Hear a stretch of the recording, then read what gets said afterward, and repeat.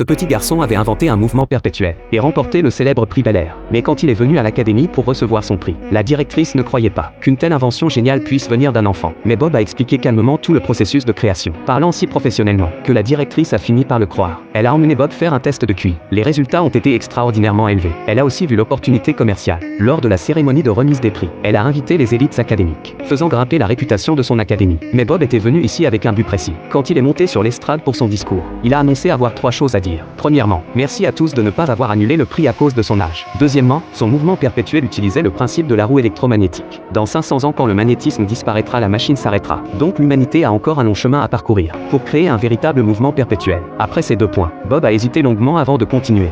My brother died this year.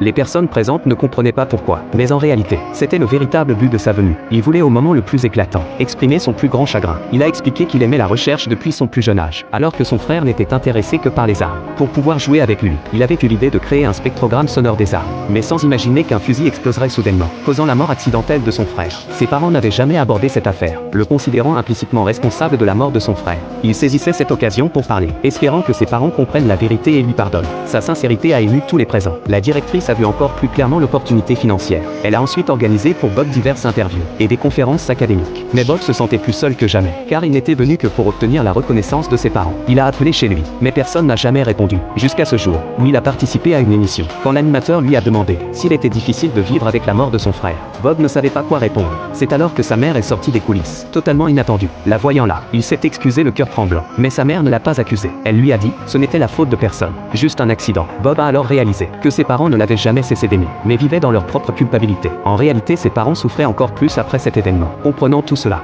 Bob a supplié sa mère de le ramener à la maison. Mais l'animateur est sorti pour les arrêter, disant que l'émission n'était pas terminée. C'est alors que son père est apparu, assommant l'animateur d'un coup de poing, puis s'est accroupi, invitant son fils à monter sur ses épaules. À cet instant, la barrière entre eux s'est définitivement effondrée.